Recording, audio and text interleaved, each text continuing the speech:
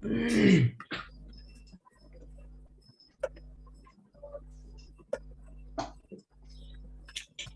good morning. Yeah. Should we begin? Yes, I am ready. Sorry for the delay. Yeah, fine. So, welcome back. So, it's a pleasure to have Priyavrat Deshpande with us today. To give you his brief introduction, he did his master's. He's our past student. He did his master's at Pune University in 2002. And then PhD at the University of Western Ontario, Canada, in 2011.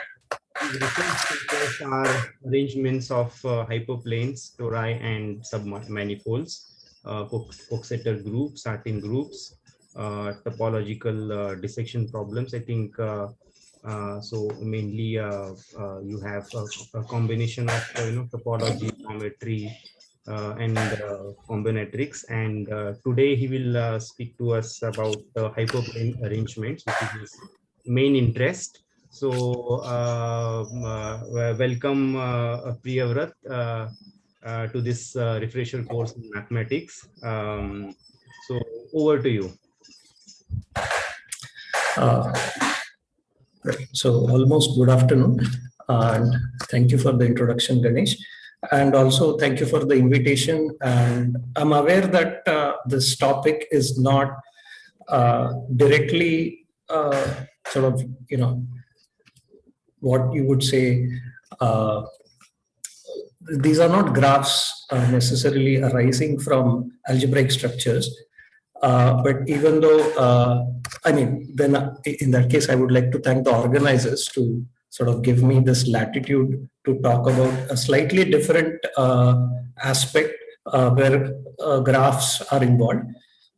So let me share my screen, and then I'll sort of talk a bit about the aim. I would like to, sorry, this control, right? Hope this is visible. Yeah. Right. Yeah. So yes, thank you. So please free to interrupt, anytime. Right. Yeah. So let me actually begin. Right. So I have sort of 4 broad goals. I would like to talk about basics of arrangement, and then I would like to sort of say a little bit more about the sort of whatever the so-called braid arrangement and its deformations that I want to focus for first lecture, and then talk about this tree counting problem. And I would like to sort of talk about the solution in a very particular case of Catalan arrangement. Okay, so I'll expand on this as we go along. Right. So let me start with sort of the very humble origins of this subject. Right. So the question is, into how many pieces do n lines split the plane? Right. So there are 3 examples in front of you. 3 lines I've drawn, and so the question is, if you remove these 3 lines from the plane, then the plane gets split up into convex subsets. So how many are there? So it's not difficult. In the first 2 examples, like the top row, there are 6 regions, and in the bottom there are 7 regions. Easy to count. It's absolutely not difficult. So these are the very humble origins of this sort of subject in itself, which is arrangements of hyperplanes. So a line is a hyperplane in the plane. So obviously people are interested in its generalization, higher dimension generalizations, and would like to ask similar questions. But now this has grown into a subject in itself, and it sits at the crossroads of combinatorics, topology, algebraic geometry, commutative algebra, and various aspects of Lie theory, and up to some extent mathematical physics. So the focus of the two lectures that I want to present is mostly on the enumerative aspect, where I would like to show how people count and what are the sort of counting problems, right? And so this is my attempt to advertise this field of research. And I'm going to use two very intriguing problem statements. And both of these problem statements involve graphs. These are labeled graphs. And I want to, so the reason I thought of this topic is that because at least the problem statements do not require a whole lot of sophisticated vocabulary. In order to understand the problems, you don't need to spend like 3-4 years just reading the literature and catching up to the state of the art. So it's fairly easy to understand the problem statements. It's fairly easy to come up with new problems and do some experiments by hand or by using some packages in SageMath and sort of try to find a pattern. But when it comes to actually proving your observations or whatever a question somebody would have asked earlier, you sort of enter into some sophisticated math. But that's sort of fun because you pick up this math as you go along, trying to find a solution. And I think that's a great way of, and a very organic way of learning new mathematics. So that's sort of my aim. So the problem I'm going to talk about today is about counting labeled trees using hyperplane arrangements. And the problem I'm going to talk about tomorrow is counting the so-called labeled threshold graphs, again using hyperplane arrangements. And also there's something called as the combinatorial statistic for these labeled threshold graphs. Okay, so let me begin by introducing some very basics of arrangement theory. Okay, so let's start with a definition. So a hyperplane arrangement is basically just a finite set of affine hyperplanes in a vector space or finite dimensional vector space over a field. So this field could be infinite or finite, doesn't matter.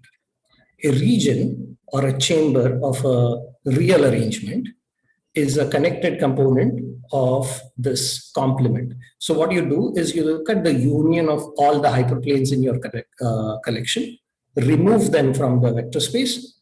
If your vector space is real, then the complement is a disjoint union of convex subsets. And each connected component of this disjoint union is called as a region. And we will denote by R of A the number of these regions. Okay. So here is an example. So in R1, a hyperplane, an affine, so a genuine, so a codimension one subspace in R1 is basically, there's only one, which is the origin, but you can take the translate. So we'll have affine hyperplanes. And those are basically just points. So we are removing a bunch of points from the real line. And in the plane, we'll be removing a bunch of lines. Okay. So in the first example on your left, which is the arrangement of 3 points in R1. So the complement is a disjoint union of bounded and unbounded intervals, and there are exactly 4 of them. And on the right hand side, after removing these 3 lines, we are left with 7 pieces of the plane. Okay. So any hyperplane is given by a linear form, right? So it's basically a solution set to an equation of the form a1x1 plus a2x2 dot dot dot plus anxn equal to c. And that's what we will call as the defining polynomial of the hyperplane. And any region of an arrangement is an intersection of the so-called half spaces. So given a hyperplane, it determines 2 convex subsets, open convex subsets of the vector space. One subset where this defining polynomial when you evaluate this polynomial at any point in that subset, whatever is the answer is always non-zero, but it will have positive sign. And on the other hand, on the other component, the sign is always negative. So that's how a region of a hyperplane arrangement is characterized. So with respect to each hyperplane in the collection, it'll have a sign, plus or minus. So it's basically a collection of signs, or an ordered collection of signs if we were to order the hyperplanes, right? So in general, a real arrangement with m hyperplanes will have at most 2 raised to n regions, but that's actually a really high bound, which is not always attained. Okay. So let me take let me digress here. It's just that I cannot resist myself, but I'd like to spend a few minutes. And it's just that even with this humble origin, if you haven't heard this before, you'll see that even in the case of lines on planes, there are really interesting questions, and it's very easy to define. They come up with those questions. It's easy to start, but extremely difficult to answer. Okay, so let's see. So let A be an arrangement of n straight lines in R2. We will say that 2 such arrangements are equivalent if there is an ambient self-homeomorphism that preserves intersections and the incidence relations. It's quite easy. So, and we will denote by f sub A the number of regions. So now it's very clear that if you have n lines, if you arrange them or arrange all of them in parallel, the plane will split into n plus 1 regions, and that's the minimum. You cannot have n minus 1 regions. You cannot have even n regions. Right? The least you'll have is n plus 1. Now, what is the maximum regions that you would have? So in order to have maximum regions, if you're not aware of this, it's not very difficult to think about this. But the thing is, you don't want in your collection, you don't want parallel lines, because if you have 2 parallel lines, then there are not many intersections and there's not much splitting going on, right? So then we do not want any parallel lines in our collection. And also, we do not want 3 or more concurrent lines, because if you have 2 lines intersecting and the third line just passes through the same intersection point, then it doesn't split, like it doesn't produce new breakup, right? So it basically just breaks up 2 regions. But if it were not to pass through so I'll go back to this example right here. So, so 3 concurrent lines, you get 6 regions. Yeah, you get 6 regions. But if I were to move this oblique, sort of this slanting line towards top left corner, then I get 2 intersections and an additional region. Right? So that's the thing. So we say that a line arrangement or lines in an arrangement are in general position if no 2 are parallel and no 3 are concurrent. And that's the case when you get the maximum number of regions, and that is 1 plus n choose 2. That is the number of regions. Okay? So for any n, if you want to remove n straight lines in some fashion, then the minimum number of regions they will cut or you will get is n plus 1, and the maximum is 1 plus n choose 2. Right?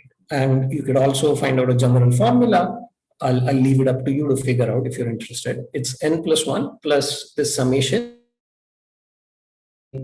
which starts from 2, and it's I minus 1 into Ri. So Ri is the number of intersection points incident with exactly I line. So you can sort of talk about this as a degree of the intersection. Right? So the point which is formed by how many lines intersecting. So if you have the general position, then you just have R2 and nothing else. Right? So then you can have at most n choose 2 many such intersections, because there are n lines, and any 2 of them should intersect, and just 2 of them, no 3. So then you'll have n choose 2 intersections, and that's how you get this. And if the lines are parallel, then none of the Ri's are non-zero. So you just get n plus 1. Okay, so this is sort of the background. Right. So now I just want to throw 4 questions. There's a long list of questions, and some of them are still unsolved to date, to the date. Right. So now just try showing that if you have n lines, then the minimum is n plus 1 when all are parallel. Right. Then there is no way you can arrange lines so that you'll have n plus 2 regions. There is no way you can arrange lines so that you'll have n plus 3 regions.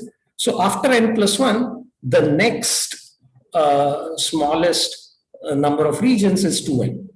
And between n plus 1 and 2n, there is no way you can arrange lines so that the number of splits, number of regions is the any number between n plus 2 and 2n. So, right. So again, this is not very difficult to show. But the next question is a bit hard. So for which k between n plus 1 and 1 plus n plus n choose 2, there exists an arrangement of n lines such that the number of regions is this number k. Okay, so you can again think about this. It is not an easy question to answer. There is no straightforward characterization of such integers or natural numbers. Now, the next question is for a given value of fa, right? So this is some number which is definitely realizable, right? You'll definitely have at least one arrangement with this as the number of regions. So are there more arrangements, right? So for example, if you take 2n, so 2n, you can have n minus 1 lines in parallel, one line cutting through all of them, you get 2n regions. Or you can have all n lines concurrent, you get 2n regions, and both these arrangements are non-equivalent, because one arrangement has n minus 1 double points, and the other arrangement has exactly 1 point where all n lines intersect. So they're definitely inequivalent, non-equivalent. But are there other? So for every number, how many non-equivalent arrangements are there? Right? That's not an easy question to answer. And I think at least in this case, in this list, the hardest question is, in general, in how many non-equivalent ways you can arrange n straight lines? Can you find a formula in terms of n? Or a formula that involves n and some additional information? Again, this is not a straightforward question one can answer. Okay. So let me go back on track. But I just wanted to share. Yeah. Yes. May I ask a question? Sure. Please go ahead. Can you tell how that n choose 2 comes into the picture?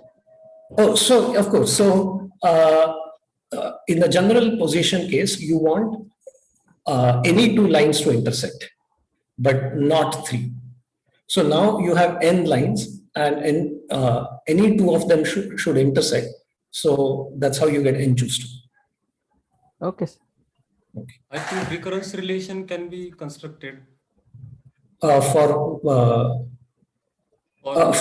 this formula, right? Yes, you can find this formula using a recurrence relation, because suppose P of n is the maximum number of regions you have for n straight lines. Then when you add n plus first line to the collection, it should intersect all the previous lines at exactly one place.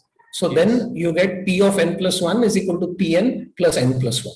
And if you solve this recurrence with P of 1 is equal to 2, you get exactly this 1 plus n plus n choose 2. Yes, that's right. Yeah. Okay. Thank you. Yeah, you're welcome. Right. Okay, so let's go back to the main thing. Let's try to relate this to graph theory. But okay, so this how do we, is there a formula for the number of regions for a hyperplane arrangement in any dimension? Yes, there is, but it's not as straightforward as 1 plus n choose 2 or whatever, n plus 1 plus this summation I minus 1 into Ri. So it's more involved, but it's a nice compact and a formula presented in a sophisticated manner. So let's see that. So in order to express this formula, we need some structure, and the structure is is called the intersection poset. So it's the partially ordered set of non-empty intersections of hyperplanes in your collection. And just for sort of, reasons of convenience, we order them by reverse inclusion, and we'll denote it by L sub A. Okay, so let me give you an example. So we have this arrangement of 3 concurrent lines. So we have 3 lines L1, L2, L3, and there is this intersection point P. So what we'll do is we will say that R2, which is the intersection of no lines, okay, is at the bottom of this partially ordered set. It contains L1, so L1 is on top. So this is the Hasse diagram of this intersection poset. Then you have L2 containing R2. It's the reverse inclusion, right? So R2 containing L2, R2 containing L3, and all these 3 lines contain this point P. Okay, so you get the Hasse diagram here. Now you have 2 parallel lines and one intersecting them, intersection point P and Q. Right? So again, you have L1, L2, L3 contained in R2. P, which is an intersection of L1 and L2, so it sits on top of L1 and L2. So it's bigger than L1, it's bigger than L2. Q is bigger than L2 and L3, but it has no relation with L1 because it is not on the line L1. Right. So this is the intersection pose. So you get, this is an example because it's easier to draw, but it works in any dimension. Okay. Now, given an intersection poset like this, one can define something called as a Mobius function. So this is a usual Mobius function defined for graded posets. So this happens to be a graded poset. It actually is more than a graded poset. If your arrangement contains only a single point at its intersection, then this actually becomes something called as a geometric lattice, which is again equivalent to being a matroid. And otherwise, if you don't have a single intersection point, you have sort of multiple intersection points like this, then this is something called as a semi-lattice, which is slightly weaker than a geometric lattice. What is graded poset? Right. So graded poset, basically what it means is that it's a partially ordered set, so that every maximal chain has, they are of equal length. So here, if you look at this, so I can actually assign co-dimension, or if you want dimension, to every element in the intersection poset, and that serves as a rank function. May I add? Sure. Yeah, go ahead. Ganesh sir, N5 is not graded because on one side we have one chain having 3 elements, and on the other side we have chain having 4 elements. So it's not graded. Yeah, thanks. Right. Yeah, sure. So this happens to be a graded poset. It's just because it comes from the geometry of intersections or whatever, linear algebra of the intersection. So ungraded posets you'll never have here. So there is a well-defined rank function that's given by either the dimension or the co-dimension of the intersection. Right. So this is actually also an example. If I write it in a slightly different way, it becomes a matroid, and this becomes a semi-matroid or something. So we have a Mobius function. So what you do is it's defined recursively. So I'll just sort of show you how to do it here. So let's say this is my graded poset, actually a lattice. Right. So at the bottom, which is the 0 hat element, I'll assign value 1. Now I'll go up. Now on every chain, it should sum up to 0. The Mobius value should sum up to 0. So if I look at this, not every chain, on every interval. So if I look at this element, so the 0 hat up to this interval contains only 2 elements. So if this is 1, I have to give this -1 because 1 plus -1 is 0. So this gets 0. So this gets -1. In fact, all rank 1 elements will have value -1. But now if excuse me, can you go back to the definition? So, yes. So mu of x is equal to negative of the sum of mu of y values where y is strictly less than x. So everything below y. And I have a 0 element, so I could talk about intervals. Okay. Whatever 0 hat. Not sure. So here you see it's a triple point, whatever, triple intersection, which means it's an intersection of 3 hyperplanes.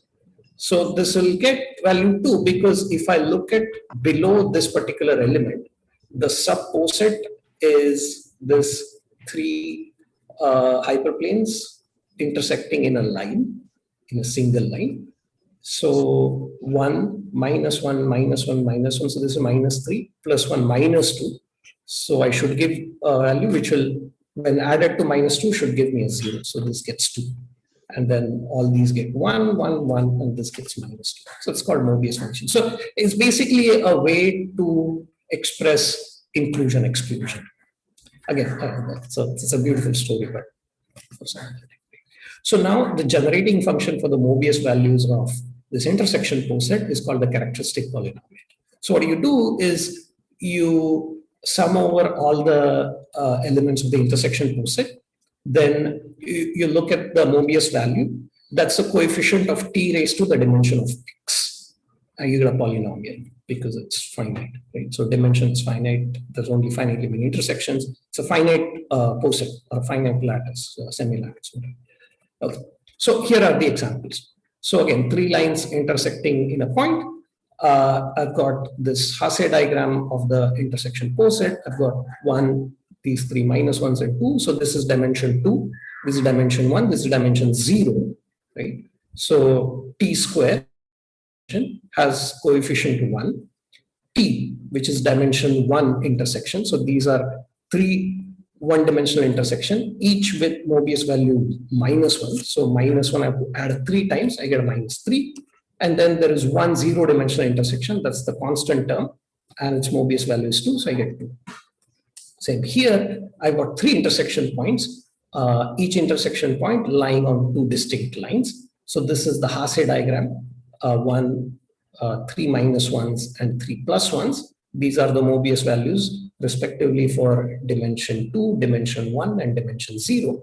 So I get the polynomial t square minus 3t plus 3.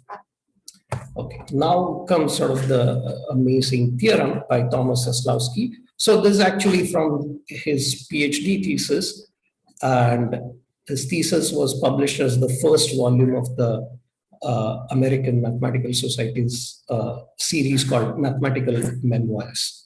So the first volume in that series is Zaslavsky's thesis, published in 75. And the main sort of the theorem that he proved in his thesis is this. If you want to know the number of regions in a hyperplane arrangement, what you have to do is basically just compute the characteristic polynomial and substitute t equal to minus 1 here. Okay, and then sort of disregard the sign, and what you get is the number of regions, right? So again, there is a reason why this minus 1 raised to n comes here, or you just have to add the absolute values of the Mobius absolute Mobius values, is because since this is a geometric lattice, or every interval being a geometric lattice, the Mobius values alternate in signs. So if you have plus sign for rank 0 elements, rank 1 elements will have minus sign, rank 2 elements will have plus sign, rank 3 elements will have minus sign, and so on. Okay, so there is this alternating thing. So a characteristic polynomial always alternates in sign. And so then what Zaslavsky's theorem says is that either you disregard you just sum up the absolute values of the Mobius absolute Mobius values, add them up, or you write it down as a polynomial and just add the absolute values of the coefficients. Either way, you do this sum, you'll get the number of regions. Again, to the core of this is inclusion, exclusion. Okay. So let's see this in action. So here is the earlier 2 examples. Here are the earlier 2 examples. 1, then there are 3 minus 1s and 2. So just disregard the signs. 1 plus 3, 4, 4 plus 2, 6. And this is what you get, 6 regions. Or if you can, plug t equal to minus 1 here. So minus 1 square is 1, minus 1 into 3 is 3, 3 plus 1, 4, 4 plus 2, 6, or you get 1 plus 3 plus 3, which is 7. Okay, and this is true for all dimensions. It's an amazing theorem. And now there are various proofs of this. Yes. Sir, Yes. is it possible to define this Mobius numbering for all lattices? Yes. Yes. It's in fact defined for all graded posets. Okay. Yeah. Thank you. Yeah. So in fact, if you have heard about this Mobius function in number theory, where you add Mobius number of n is this defined over all divisors of n, right? So it's exactly with the same thing, because you can look at the set of divisors of a number, and that actually forms a lattice. At the bottom you have 1, Okay. and Yes. then on that the rank 1 elements are the prime factors and so on. Yes. And you do the exact same thing, you'll get the number theory Mobius function. Yeah. So yeah, Mobius function is actually a lot of places, and to the core, Mobius function captures inclusion exclusion. Okay. Again, it's a reincarnation. So Okay. I'm not sure what it means in number theory, but yes. Yes. So the statement of the statement of the theorem is for R2, right? No, Rn. Oh, Rn. Okay. Okay. Yeah. That doesn't matter what n is. I mean, you cannot draw pictures probably in 3, but it's not sort of good. So I'm using examples in R2, but this is true for all. Okay, so now I want to focus on so-called rational arrangements. So these are arrangements where the defining equations of our hyperplanes have integer coefficients. Okay, because we are really interested in the enumerative aspect, and we want to bring in tools from combinatorics, so it sort of becomes easier to deal with such arrangements. And see, we are dealing with arrangements up to an equivalence because we are really interested in the intersection poset and not the exact defining equations, right? So if the intersection posets are isomorphic, then it's fine. So rational arrangements is not that of a restrictive thing. You can always tweak your coefficients so that they become integers, but the intersection poset, that isomorphism class of the intersection poset remains unchanged. So given this, there is something called as reduction modulo Q. So what you do is, now I know that all my defining equations have integer coefficients, right? So if I choose some prime Q, right, or an odd number Q, I can reduce my equation mod Q, right? So I just have to divide each coefficient by Q and look at the remainder. So I get a polynomial not in Z, but now in Z mod QZ. Okay. And then we get new things, and we'll call this arrangement modulo Q. Okay. So again, so the beautiful theorem by Christos Athanasiadis, who was a student of Richard Stanley, is so see the problem with Zaslavsky's, I mean not the Zaslavsky's theorem, but using Zaslavsky's theorem is that you have to find these Mobius values, and which is not straightforward. It is extremely difficult. We can do it by hand for very few examples, but in general, it's not easy to find out what is the characteristic polynomial. It's a fairly hard problem, theoretically as well as sort of computationally. Finding out something. So we need some sophisticated, efficient way of computing this characteristic polynomial. And that's what this theorem of Athanasiadis does. So what he proved is that if you choose a large enough prime Q for any rational arrangement, then for all values bigger than this Q, a large enough prime, this characteristic polynomial evaluated at Q is basically, what you do is you look at this Z and Q, right? Instead of the real vector space, now you look at this finite vector space. It has only Q raised to n points. Now remove all the points from this Q raised to n, which satisfy this mod Q hyperplane, right? Hyperplane mod Q. So you remove all these points. Then you will be left with some number of points, right? So the value of the characteristic polynomial evaluated at Q is exactly this number. Okay, so I'll show you with one example, right? And having values of a degree n polynomial at more than n points determines the polynomial. So since this is true for a large prime Q, which is way bigger than your dimension n, and once you find one prime, then automatically becomes true for all primes, subsequent primes. So then this actually is a polynomial. So if you can find an expression for a particular Q or a generic expression in Q for counting these points in a set of n raised to Q, that expression you can just replace by an indeterminate and you get a polynomial, and which is the characteristic polynomial. Okay? So let me show you how to do this. Right? So let's consider now an n-dimensional arrangement where the hyperplanes are basically just xi equal to 0. So these are our coordinate hyperplanes, and I want to remove them, and I want to see what remains, right? How many pieces remain? So again, it's not very difficult to count because any connected component in that any region will have, if you choose any point in that, will have non-zero coordinates, right? And any two points in one region will have the same sign sequence, right? So if the first coordinate is plus, second is minus, so it basically tells you on which side of x1 this region is, on which side of x2 this region is, on which side of x3 region is. So in general, you have 2 raised to n possibilities. So that's enough, right?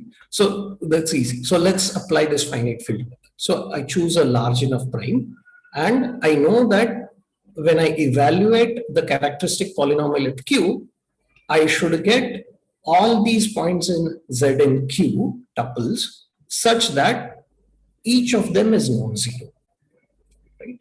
So for every coordinate, I have Q choices, right? From 0 to Q minus 1. But I cannot choose 0. So for A1, I have Q minus 1 choices. For A2, I have Q minus 1 choices. For A3, I have Q minus 1 choices. So for AN also, I've got Q minus 1 choices. So in total, I have Q minus 1 raised to n choices. So this is true for any prime Q. In fact, all primes Q. So what I can do is I can just say that my characteristic polynomial of this arrangement is t minus 1 raised to n. Now, Zaslavsky's theorem says that instead of t, put minus 1 and ignore the sign. So I'll put q equal to minus 1. So I get minus 1, minus 1. So I get minus 2 raised to n. I should just ignore the sign. I get 2 raised to n, right? So it definitely works in this example. Okay, so give you one more example. So this is the arrangement which will focus today is the Braid arrangement, right? So this is xi minus xj equal to 0 for all I less than j, strictly less than j, and these vary between 1 and n. So there are exactly n choose too many hyperplanes, right?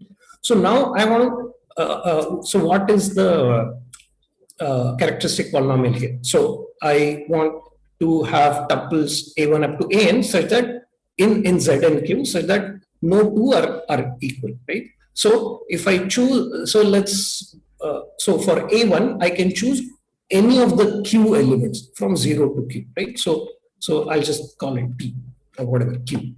Then for A2, I cannot choose the element which was already chosen. So my choices go down by 1. So I get Q minus 1 or T minus 1. When I move to the next position, which is the second, which is the third position, my choices have gone down by 2. So I've got Q minus 2. And at the end, I would have Q minus n minus 1 many choices to choose from. So this is what the characteristic polynomial is, right? So if I put minus 1 here, what I get is n factorial.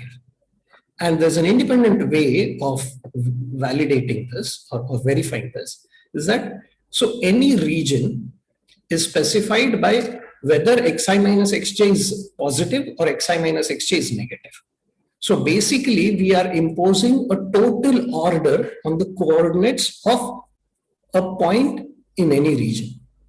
So total order on n real numbers is basically just permutations, right? And there are n factorial permutations of 1 to up to n. So the number of regions is n factorial, right? So it's an independent verification.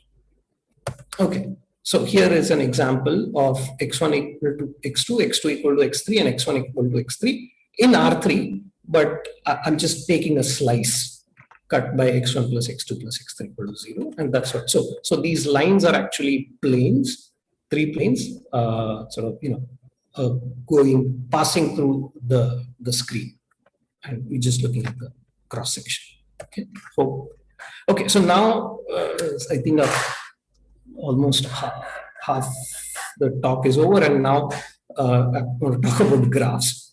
So there's something called as a graphical arrangement or graphical arrangements, right? So given a simple graph G, which is undirected on n vertices, the graphical arrangement corresponding to G is defined as follows. So whenever you have an edge between I and J, you take hyperplane xi minus xj equal to 0. So if you take the complete graph on n vertices, you'll have all n choose 2 edges. So xi minus xj, so it's exactly the Braid arrangement, right? So for complete graph, you have Braid arrangement. If you take the isolated graph on n vertices or the empty graph, you get the empty arrangement where there's no hyperplane, which is fine. Now, what is the characteristic polynomial of this graphical arrangement using the finite failure method, right? So I want to compute the number of n tuples in whatever f n q or z n q such that ai is not equal to aj whenever ij is an edge. Right? So this is right. You can think of elements of fq colors assigned to this graph, and whenever there is an edge ij, you assign different colors.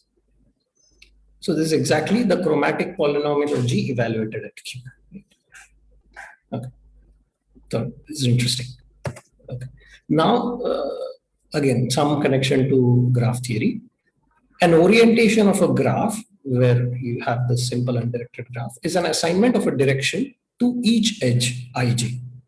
Okay. So let's say you have an edge between, say, one vertex 1 and vertex 2. So you assign a direction. You either say that the edge travels from vertex 1 to 2, or it travels from vertex 2 to vertex 1, doesn't matter.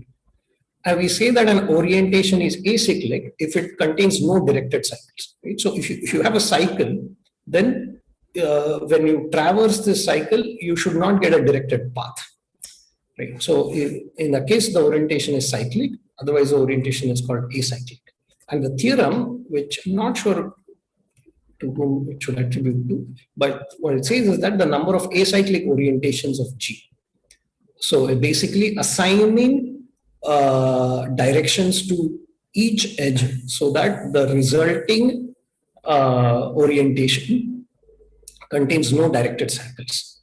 So there could be more than one way to do this, and the total number of ways is exactly equal to the number of regions in the graphical arrangement. Okay. And again, there's a sketch of the proof. It's not very complicated, but every region, these inequalities will tell you how to associate direction. So for example, xi minus xj, right? So if xi is less than xj, you say that the edge ij is going from I to j. And if xj is smaller than xi, then you say that the edge is going from j to I. And then you can check that if you assign directions like this, the orientation is always acyclic and vice versa. Okay. Anyway, but again, that's not the point of today's talk. So let me talk about, let me come to the, so any questions about this? So this is sort of the background and the preliminary sort of basic vocabulary of arrangements. So then I can talk about the problem. So just 2 questions, small things. Yes. I'm Hemant Bhate. First question is that is there a way of counting compact regions? Something Yes, like there is. Huh? Yes, So there there's is. another formula for saying that there's number of compact regions in the Yes, thing is yes. so much. Yes, Okay. yes. So instead of -1, you have to put +1. Okay. Yes, there is. I have it as a table later on, but just Okay. for the time thing, I did not include it. Okay. And the second thing is, how difficult or easy is it to count these things? You say you count these number of regions and whatever. This last thing that you showed. Yes. Okay. Yeah. I mean, is counting difficult? Number of acyclic order is equal to R of G, the number of regions associated. So Yes. number of acyclic order is easy to count. It's very difficult to count if you have large graphs or something. I mean, no, so this complexity kind of question. Yeah, I understand. So no, so it's not easy. So this theorem is just stating an equivalence. It's not saying that a hard problem is transformed into a simpler problem. So both sides are difficult enough. Yes, both sides are difficult enough. It's just an equivalence. Okay. Yeah. In fact, there is this computational geometry community which is interested in devising algorithms to efficiently compute these numbers. But yeah, so but this is not really that aspect. It's coming up with formulas for nice enough arrangements. Yeah. Okay. So let's move on to the main part. So there's a family of arrangements which is called as the deformations of the Braid Arrangement. So Braid Arrangement, if you remember, is basically these diagonal hyperplanes xi minus xj equal to 0 or xi equal to xj. And these things pop up in lot of other areas of mathematics, right? So for example, classification. So this is exactly what is called as the type A Weil arrangement or type A Coxeter arrangement. So this is Lie theory, algebraic geometry, algebraic combinatorics, a lot of other places. So they have polytopes, reflection groups. So they have they are important class of arrangements for various reasons. So can you just yes. Why is it called a braid? Maybe you should explain that. Oh yeah, okay. Idea what a braid is. Yeah. I just using this terminology a lot. So I should have had. Okay, so it's a bit. Okay, so I'll take some time. So if so braid is. Maybe you can talk about it later, but the question is, braid is your usual braiding hair, that braid. Yes. Somehow have the braid here. Okay. Yes. Maybe you want to talk about it later, and if not right now. Okay. Yes, because I think it'll be good to have a picture of this and why this is called as a braid arrangement. But again, it's later. I was not prepared for this. But yeah, there's a very specific reason why it's called braid arrangement.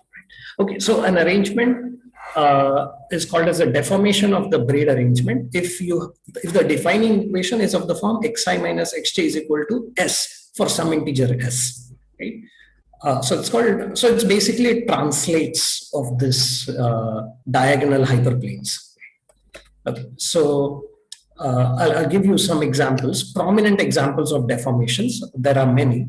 So one is this called Xi arrangement, which was made popular by Jiang Shi, who answered this very famous conjecture of Lussig in this Kazan-Lussig theory of representations of Lie groups. And in answering this, he sort of cleverly used these hyperplanes whose defining equations are xi minus xj equal to 0 and xi minus xj equal to 1. And he showed that the number of regions of this arrangement is n plus 1 raised to n minus 1. And this just number, people were so interested because this number pops up in many places in combinatorics and theoretical computer science and many other places, right? So this is how in R3, again, a cross section, a Xi arrangement would look like. So these sort of solid black lines are xi minus xj equal to 0. And these thin black lines are xi minus xj equal to 1. Okay? So these are translates. of whatever you see here. And in 3, so this 3-dimensional shear arrangement has exactly 15 regions, which is n plus 1 raised to n minus 1. Sorry, 16 regions. So n plus 1 is 4, n minus 1 is 2. So 4 square is 16 regions. Okay. Now, again, slight digression of these famous Catalan numbers. Right? So I'm going to define nth Catalan number as the number of triangulations of a convex n plus 2 gone into n triangles by n minus 1 diagonals that do not intersect. So here is n equal to 3. So we have pentagon, and I want pentagon cut into 3 triangles using 2 diagonals that do not intersect. So these have to be labeled, and there are exactly 5 ways of doing this. And it's not difficult to see that when you go to, say, hexagon and n is equal to 4, there's a recurrence relation because, so if I sort of hide this triangle, I'm left with a quadrilateral where n is equal to 2. Right? So then there's a recurrence. And the explicit formula for nth Catalan number is this 1 over n plus 1 into 2n choose n. Again, there are many ways you can count this. In fact, I think there are at least 2 books called Catalan number, one of them by Richard Stanley. And Richard Stanley's book basically just has around like 200-ish interpretations of the Catalan number, like 200 different combinatorially defined objects, or objects from other areas of mathematics, whose count comes out to be the Catalan number. Right? So I'll give you just a few which are fairly standard. So again, one standard thing is counting Dyke paths. So these are paths in say lattice, where the integer lattice, not the poset lattice. Paths from 0, 0 to 2 and 0 with steps 1, 1. So these diagonals going from southwest to northeast, or 1 minus 1. So these sort of diagonal paths going from northeast to whatever, southwest or whatever. So top left to bottom right. So, and you do not want to fall below x-axis, right? So there is 1 path, 2nd, 3rd, 4th, and 5th. So here n is equal to 3. So you get 5 paths like this. Another interpretation is something called as a number of ballot sequences. A sequence of n ones and n minus ones such that the partial sums added from left to right are non-negative. So these dashes are basically minus ones here. So if you start adding them, all partial sums are negative, non-negative, right? And there are exactly 5 ways you can arrange ones and minus ones. So total length is 2n. So these are the number of ballot sequences of length 2n are again Cn, the Catalan number. Then you have balanced brackets, a sequence of n left and n right brackets with no unmatched bracket, right? So you could say, so left, left, left, right, right, right. So these are 6 brackets or whatever, 3 pairs of brackets which are balanced. And if you want to use 3 pairs of brackets and write them in balanced fashion, there are exactly 5 ways you can do this. So I've written it here.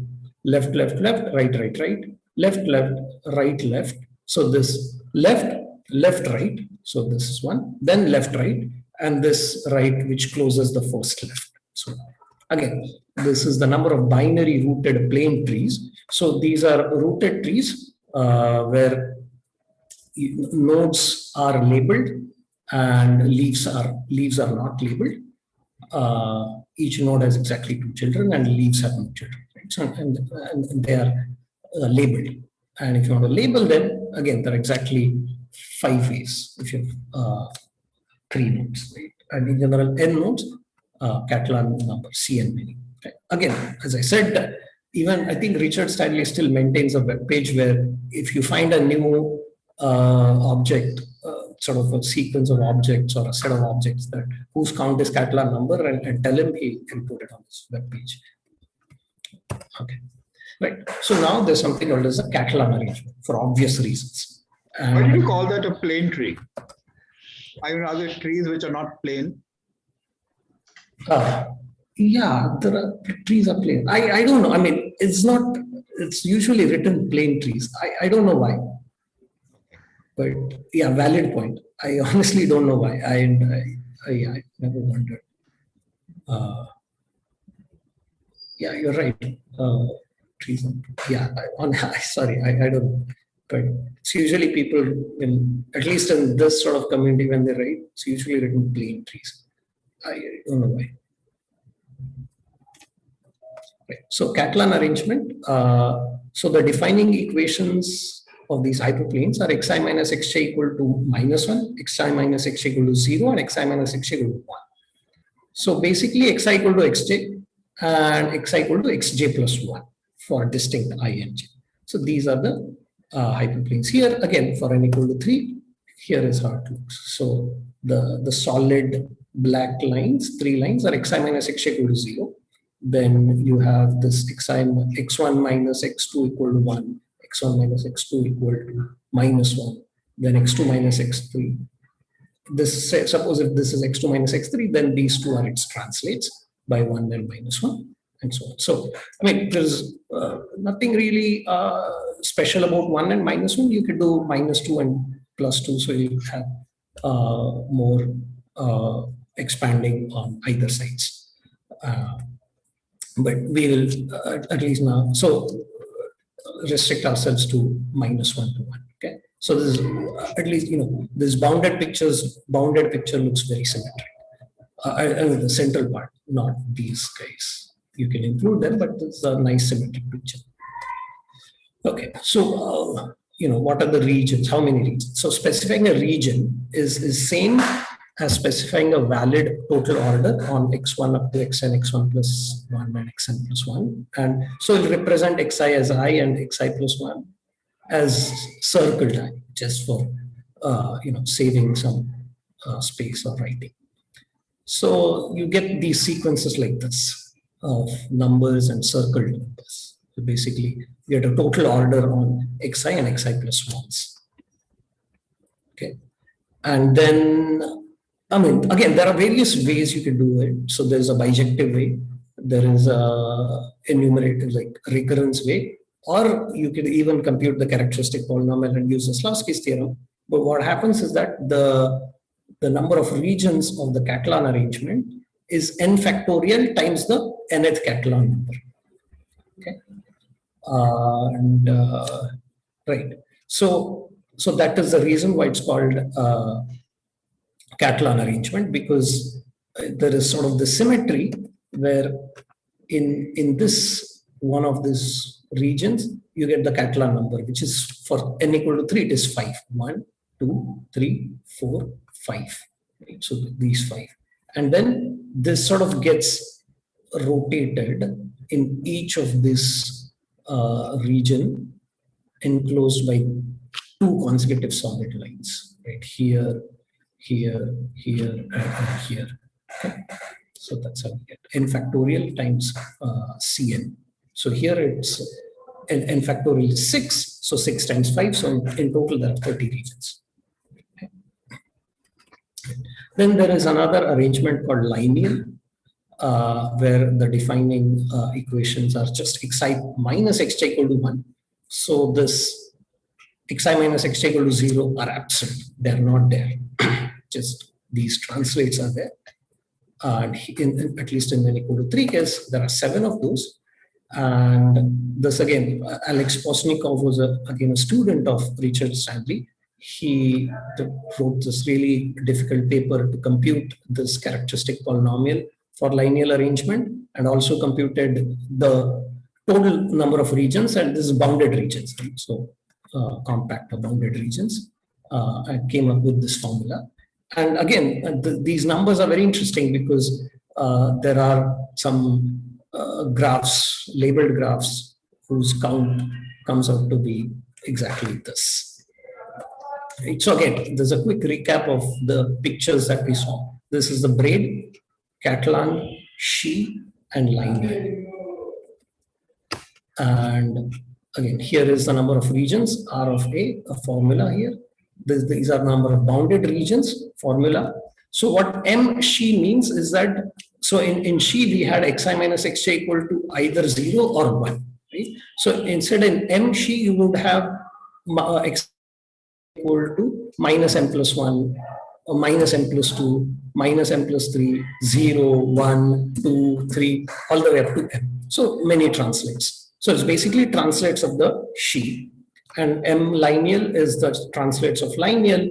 M Catalan is are the translates of Catalan. So these formulas have been there for quite a long time, and sort of there is one set of papers for each arrangement and its translates, and there's no uniform way to get these numbers, and you know, so every person has a different way of arriving at these numbers, right?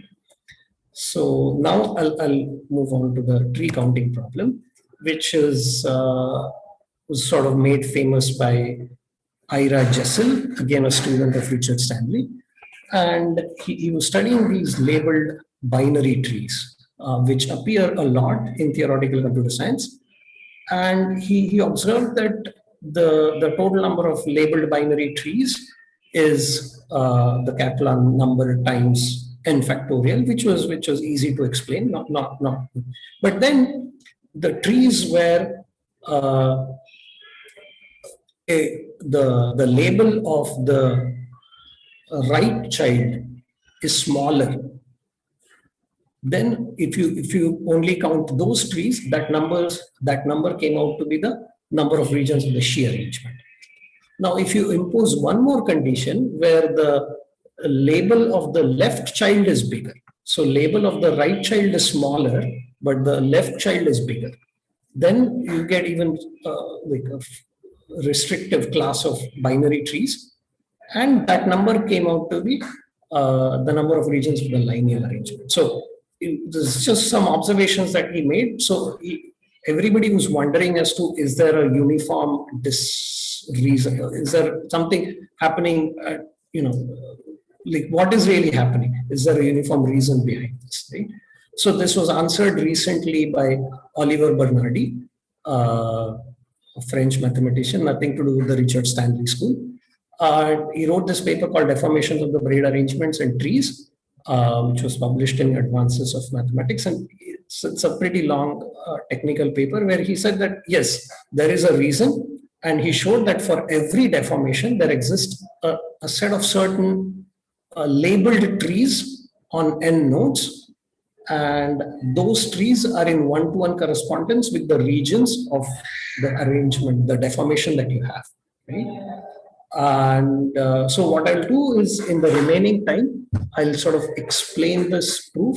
So I'm sort of running out of time. So I'll try to explain this proof in case of Catalan arrangement, where where you have binary trees, right? So if you have M Catalan, M she, M, then instead of binary, you will have a perfect emery tree and labels on them. Right? So here is his theorem sort of expressed on the Catalan arrangement, n equal to 3. So these are Catalan regions. For every region, you have a binary tree with 3 nodes. Okay. So there are exactly 30 trees, labeled trees on 3 nodes. Okay. So let me just quickly define. So I'm just going to focus on binary trees, but this can be. So you have a base which is called a root vertex, and each vertex has either either it doesn't have a child or it has exactly 2 children. Right. So a vertex is called a node if it has 2 children. A vertex is called a leaf. It has no children. A labeled binary tree is a tree with labeled nodes. So only nodes are labeled, leaves are not labeled. And the script T of n is the set of all labeled binary trees with exactly n nodes, right? Okay, so this is the definition of trees. Now, can you just go back to that picture? So this thing from 2 to 1, Yes. and the 1 could have 2 children. A person who's, you understand what I'm trying to say? Sorry. Next page or previous page, next page. Yes. Like here. So this bottommost at level 1, the black one cannot have 2 children.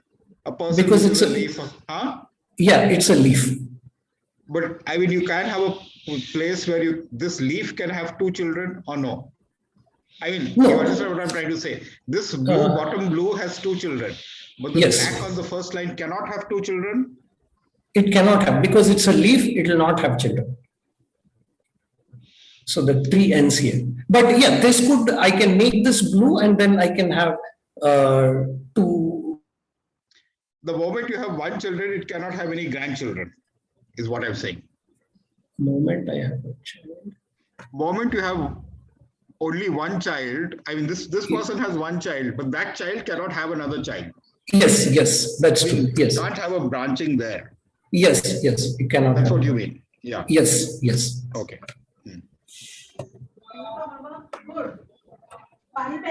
Right. So arrangement, so again, this is xi minus xj equal to -1 or 0 or 1, right? So I'm just gonna, for the sake of writing, I'm just gonna rewrite this. So if I have an xi, I'm going to write it as alpha I raised to 0. If I had xi plus 1, I'm going to write it as alpha I1. So this actually becomes helpful if I have xi plus 1, xi plus 2, xi plus 3, xi plus 4, so on. But here it may just seem a futile effort to rewrite this, but I'm just doing it because in general this is very helpful. So if I have an inequality like this, right? So because a region is basically defined by an inequality of xi's and xi plus 1s. So an inequality will be replaced by something like this, which is called an alpha word, because these are my alphabets. It's an alpha word, or what Bernardi called this as a sketch, right? So words in alpha I that represent regions of the Catalan arrangement. So basically what you want is alpha I0 should come before alpha I1, because xi is less than xi plus 1. And if I have xi less than xj, it should mean, it also equivalently means that xi plus 1 is less than xj plus 1. So any word in alpha I0 and alpha I1 which satisfy these 3 properties will represent a region in the Catalan arrangement, right? So here is one sort of example. You have alpha 2 0, alpha 1 0, alpha 2 1. So I can, given a sketch like this, I can actually construct a region like this. So, so there is a one-to-one correspondence between regions, sketches, and labeled binary trees. So now we saw that regions and sketches are basically the same thing. Now I'll show you how to associate a labeled binary tree to a sketch and vice versa. So there's a specific way in which I'll draw trees. So vertical lines, I'll draw dotted vertical lines at x equal to 0, x equal to 1, x equal to 2. I'll draw root at x equal to 0, the bottom level. Left child of a node will be drawn on the same vertical line. Right child will be drawn on the consecutive line, like the next line on the right. So here is how I'll draw it. So this is the root. It has 2 children, right? So left child will be on the same vertical line. As soon as I have a right child, I'll move right and go up if there's a left child. Okay, so tree to sketch. So I'm just sort of giving you the recipe, but this recipe, there's a rigorous proof for this recipe. Vertices from left to right and bottom to top. For any non-root, write alpha I0 if the left child, if it is a left child of a node I, and write alpha I1 if it is a right child of a node I. Right? So I'll just sort of show you this recipe in action. So suppose I have this labeled tree, binary tree, which is labeled. So my claim is that such a tree gives me a region. So region basically means an inequality. And inequality, I'll write it as a sketch, as a word in alpha I0 and alpha I1. So 3, this is my root. So I'll go up. So this is a left child. So I'll write alpha 3, 0. Again, a left child. So I'll get alpha 4, 0. Because I have to read the tree from left to right, top to bottom to top. Sorry, bottom to top and then move right. Again, bottom to top, then move right. That's all right. So then alpha 3, 1. Because now it's a right child of alpha 3. So it's actually x3 plus 1. So this is x3 equal to 0, x3 less than x4 less than x3 plus 1 less than x1 less than x4 plus 1 less than x1 plus 1 less than x2 less than x2 plus 1. This is the inequality that I can read from this tree. And I get a region. That's it. So I read the last vertex, which was a leaf, and then I stopped. Right. So this tells me that alpha I is, so this is my, so this is this property that x2 is less than, x1 is less than x1 plus 1. Right. The other property. Right. So now, yeah, this is exactly what I just said. I'll not read it out. Now, how do I get a tree from a sketch? So if I've given an inequality, how do I construct a tree? Right? So for construction of tree will use some sort of technical word called a bud. So bud is sort of a vertex which we don't know whether it will become a node or a leaf. That's why we'll call it a bud. But once we start reading a sketch, we will figure out whether a bud becomes either a leaf or a node. Okay. So again, so I have a sketch on the top, and I'll read the sketch from the left. And here is my bud, and this bud will sort of grow and will become a tree. And at every stage, I'll using the word in the the letter in the sketch, I'll decide whether this bud becomes a node or a leaf, and what should be its label. Right? So I'll start my reading. So since this, okay, so I forgot. Yeah, so start with the bud, replace first bud, left bud by a node labeled I with 2 bud children if alpha is 0, and it becomes a leaf if you have alpha I1, right? So here I have alpha 3, 0. So since it's a 0, this will become a node and it will have 2 children. And these are bud children because I don't know whether they will become leaves or nodes. So then my next letter in my sketch is alpha 4, 0. So this is where I should go. Since the subscript is 4, this and superscript is 0, so this will become a node labeled 4, and it will have 2 bud children. And then I'll go here. This is alpha 3, 1. So the subscript is 3, but the superscript is 1. So this becomes a leaf.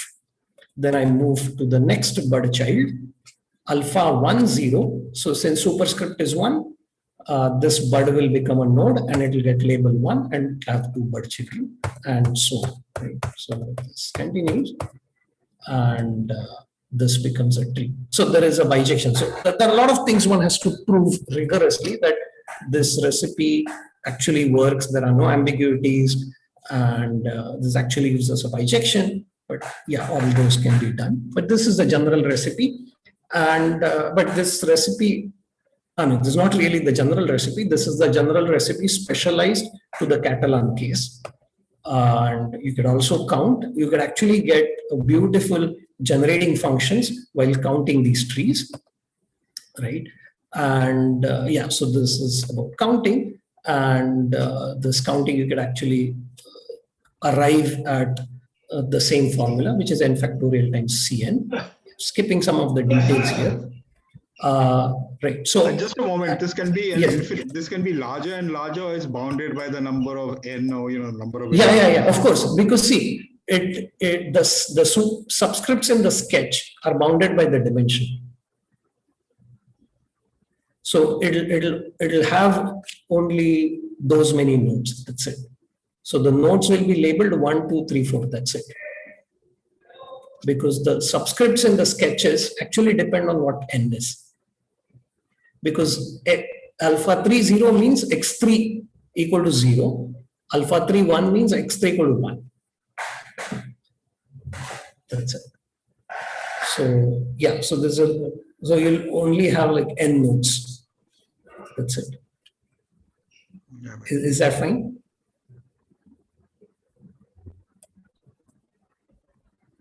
Okay.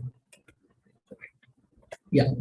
And right. So then if you focus on the trees where this condition is satisfied, that the right child is, the label of the right child is smaller, and only count those trees, they actually come out to be the number of regions in the She arrangement. Again, there's a nice proof of that given by Oliver Bernardi. And this is the most general case where you have whatever these S's are, doesn't matter. Whatever deformation you want to take, you can take. You can always construct what he calls as the boxed tree. So there will be an emery tree. So this will depend on how many deformations there are. And these boxes, that these sort of encapsulations of nodes, will depend on what the actual S's are. And yeah, that's a more sort of a complicated story which cannot be covered in an hour or so. But his main theorem is that number of regions of a deformation given by this parameter S is the set of trees, which are these boxed trees, right? So it works for all deformations, and there is a uniform reason behind the sort of formulas that I showed earlier, and they actually fit in a multivariate generating function, and depending on these parameters you specialize, and for a particular arrangement you get the characteristic polynomial as well as a compact formula for the number of regions. Right, so it also sort of answers this Jessel's problem of counting trees which are of this form, right? So these are labeled trees. There are nodes and emery trees, and it has leaves and nodes are always labeled. Sort of ties many things, and has found a lot of applications in the last 5 years in ranging from theoretical computer science to Lie theory. Right? So yeah. So this was for today's lecture, and tomorrow I would like to talk about a slightly different thing, which is a threshold arrangement, because it's related to threshold graphs, and again sort of this counting flavor, but a slightly different problem. There will definitely counting regions, but also counting graphs with certain properties. Yeah, so I'd like to stop for today, and I'd like to take up if there are any questions. Thank you. So I have a question. So sure, please. So are there groups associated to these hyperplane arrangements? Yes. So there are very specific families. So there is something called as a reflection group. So a finite reflection group is a finite subgroup of ON, which is the n by n orthogonal matrices. And they act as symmetries, and not always symmetries, but they definitely act as isometries. So finite group of isometries. So these group, so a generator of this group fixes a hyperplane. Okay. And on hyperplane, it acts as identity, and on the orthogonal complement, it acts as a multiplication by -1. And there are other order 2 elements which also fix some bunch of hyperplanes. So for example, the permutation group, right? So a permutation group has this presentation in terms of adjacent transpositions, I plus 1, right? So those are precise. If you look at the action, so basically on the vector space, my action is permuting coordinates. So given a permutation, sigma of xi is x sigma I. So this is my action, and this is an isometry, and it fixes exactly these hyperplanes, xi equal to xj hyperplanes. And on the complement, the action is free. And there are n factorial regions, 1 to every permutation. And the orbit is exactly one of this convex code. And there is a complete characterization. So we also know the defining equations. So there are the groups are called reflection groups of type A, type BC, type D, type E, E6, E7, E8, F4, H4, and I2N, which are the dihedral groups of order 2n. And that's it. So these are all finite reflection groups. And for every finite reflection group, there is an associated hyperplane arrangement. So these are the hyperplanes which are precisely fixed by the reflections, so-called order 2 elements in the group. And the interesting property is that all the regions are, I mean, they're convex, but those are actually simplicial codes. So that's one other thing that separates these from other arrangements. Okay. Yeah. But not all. For example, the arrangement I'll talk about tomorrow, the threshold arrangement, is not associated with any group action. But the braid arrangement is associated with the action of the symmetric group. Okay. Thanks. Just tomorrow you'll tell us about braids. Yes, I will have the picture. I just didn't think of this because I was always had this real case in the mind. So I do not talk about this. But yeah, tomorrow I'll have the picture of the braids. Okay. So, are there any questions?